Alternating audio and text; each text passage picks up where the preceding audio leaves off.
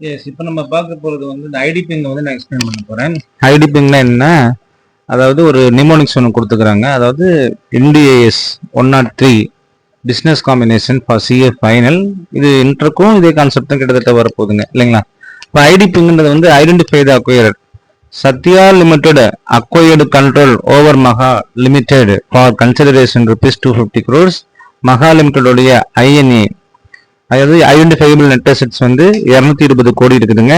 Date of acquisition வந்து 1/10/2025. 80% வந்து Sathya limited acquire பண்ணிடுது மகா லிமிடெட். அப்போ ஃபர்ஸ்ட் இந்த ஐடி பிங் நம்ம எப்படிலாம் போடணும் அப்படின்னு பார்த்தீங்கன்னா, first I for identify the acquirer. Sathya limited தான் எங்களுக்கு அக்வயர் ஆயிடுச்சு. அடுத்தது டீன்னு சொல்றாங்க. டீன் என்னங்க? Date of purchase, date of acquisition. Date of acquisition என்ன? 1/10/2025. அடுத்தது என்ன வேணும்? Identifying purchase consideration. Purchase consideration இப்போ எவ்வளோக்கு நீங்கள் பர்ச்சேஸ் பண்ணிக்கிறீங்க? 250 crore. அப்போ ஐடி வந்துச்சு. ஐன்றது என்ன? Identifiable net assets. Net assets எவ்வளவு? அவங்களது 220 crores இருந்துச்சு. அடுத்து வந்து நான் கண்ட்ரோலிங் இன்ட்ரெஸ்ட். எவ்வளோ நீங்கள் வாங்கிட்டீங்க? 80% வாங்கிட்டீங்க. அப்போ 20% என்னவா இருக்கும்? நான் கண்ட்ரோலிங் இன்ட்ரெஸ்டாக இருக்கும். ஜின்றது வந்து குட்வில்லா அல்லது gain on பர்ச்சேஸா?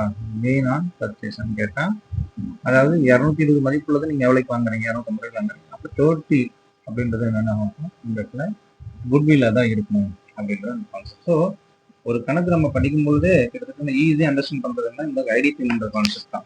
So business combination and consolidated balance sheet, அதாவது 110 NDAS 110, இது ரெண்டுத்துக்குமே இந்த பேசிக் கான்செப்ட் உங்களுக்கு வந்து ரொம்ப ரொம்ப யூஸ்ஃபுல்லாக இருக்கும். அதாவது Sathya limited acquired control over மகா லிமிடெட் ஃபார் கன்சிடரேஷன் 250 crores.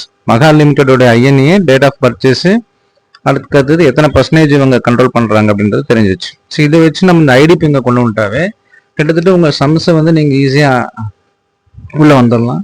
சரி, இது மட்டும் இது வந்து பேசிக்காக இருக்குது. இதே உள்ள வந்து நிறைய விஷயம் பேசிக் கன்சிடரேஷன்ஸ் வந்து இருக்கும்.